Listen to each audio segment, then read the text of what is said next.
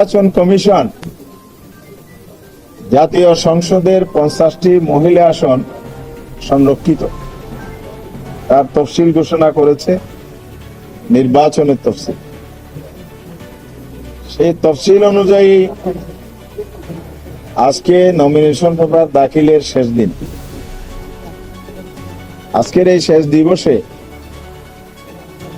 জাতীয় সংসদের যে নারী আসনের সংরক্ষিত নারী আসনের রেশিও অনুযায়ী কমিশন ঘোষিত 13টি আসনে 11 দলীয় নির্বাচনী যে ঐক্য হয়েছিল সে ঐক্যের জন্য বন্টন করা হয়েছে। আমরা সবাই জানি এই 50টি আসন যারা নির্বাচিত হয়েছেন 300 আসনে প্রতি 6টিতে একটি করে আসন বন্টন পায়। সে অনুযায়ী 11 দলীয় ঐক্য 13টি আসন তার ন্যায্য প্রাপ্ত ইচ্ছা সেই অনুযায়ী আজকে নমিনেশন পেপার দাখিল করেছে। যারা যারা নমিনেশন দাখিল করেছেন তারা আপনাদের সামনে উপস্থিত আছেন। আমরা গতকাল তালিকা প্রকাশ করেছি, এই জন্য আজকে আর এটার পুনরাবৃত্তি করতে চাই না। ইতিমধ্যে আপনারা সবাই এটা জেনে গেছেন। আমি সংক্ষেপে একটু বলবো তালিকা সম্পর্কে। এখানে বাংলাদেশ জামাত ইসলামীর রেশিও অনুযায়ী প্রাপ্ত যে আসন ছিল সেখানে আমরা 12টি আসন নমিনেশন দিতে পারি। একটি আসন এনসিপি 6টি আসনে, আর আমাদের 12টি আসন থেকে আমরা 8টি আসন আমাদের দলের জন্য, দলের নেতৃত্বের যারা আছেন মহিলা বিভাগ, তাদের মধ্যে থেকে মহিলা বিভাগের পরামর্শের ভিত্তিতে আমাদের যেটা পার্লামেন্টারি পার্টি আছে দলের, সেই বোর্ডে আমরা চূড়ান্তভাবে নির্বাহী পরিষদ, যেটা আমাদের সর্বোচ্চ নির্বাচনী পার্লামেন্টারি বোর্ড, সেখান থেকে চূড়ান্ত করেছি। আর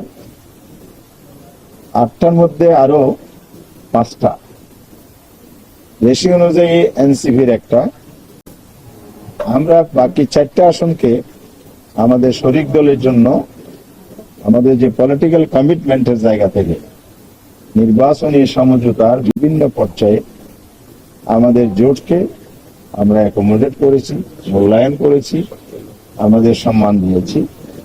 তার সাথে এই নির্বাচনটা হয়েছে জুলাই বিপ্লবের প্রেক্ষাপটে। রক্তাক্ত অভ্যুত্থানের উপর দাঁড়িয়ে আছে আজকে বাংলাদেশ এবং আজকে জাতীয় সংসদ। সেই জায়গায় আমরা দল এবং জোটের উদ্যোগে শহীদ পরিবারদের প্রতিনিধিত্ব করার জন্য উত্তরায় যে শহীদ হয়েছিল শহীদ জাবের ইব্রাহিমের মাকে আমরা এখানে মনোনয়ন দিয়েছি। ওনার নাম হচ্ছে রোকেয়া বেগম, উনি এখানে উপস্থিত আছেন। আর বাকি এনসিপির একটি আসন থেকে তারা মুনিরা শারমিন, দলের জুম্মা আহ্বায়ক, এখানে উপস্থিত আছে। তারা সবাই পরিচিত মুখ ছিলেন।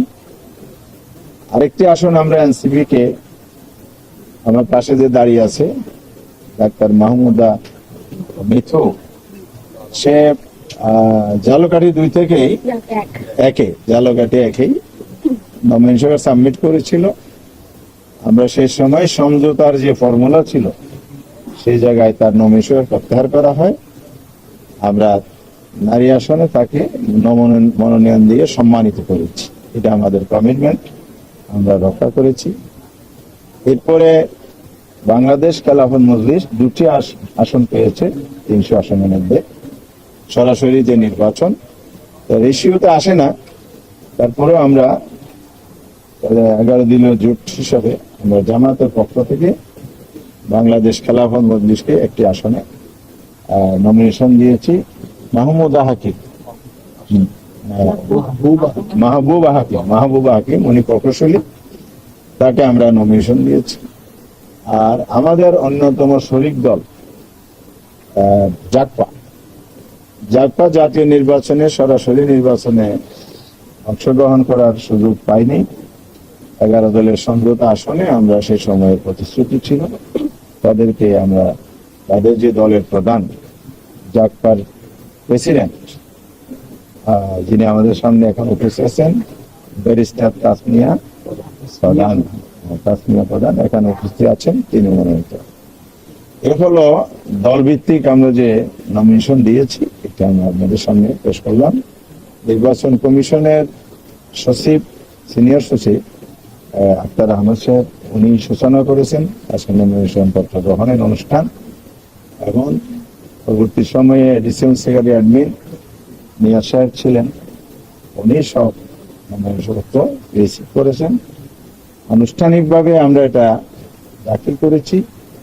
তফসিল অনুযায়ী আপনারা জানেন 12ই মে নির্বাচন, এর মধ্যে বিভিন্ন পর্ব আছে, স্পোর্টিং আছে, ভৌতিক বরাদ্দ আছে, সব মিলিয়ে একটা পদ্ধতি আছে। তবে এখানে যেহেতু সরাসরি নির্বাচন নয়, আমাদের সংবিধানে যেভাবে বর্ণিত আছে সেই অনুযায়ী সংরক্ষিত আসনে মূলত ভোটার হচ্ছে পার্লামেন্ট মেম্বারগণ।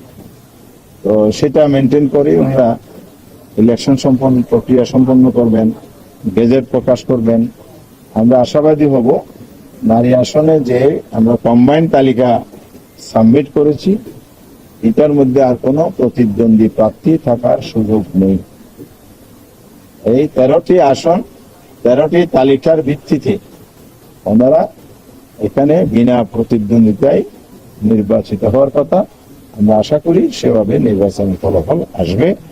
তো এই ব্যাপারে আমরা কমিশনের সাথে আলাপ সেভাবে হয়েছে, এবং নির্বাচন যেহেতু সরাসরি হয়ে গেছে, পার্লামেন্ট চলছে, এবং টাইমলি যদি ওনারা পার্লামেন্টে যেতে পারেন তাহলে জাতির যে প্রত্যাশা এবং নারী সমাজের যে বিশেষ করে প্রত্যাশা, নারী প্রতিনিধিত্ব, সেই জায়গাটাও আমরা মনে করি সঠিক সময়ে হবে।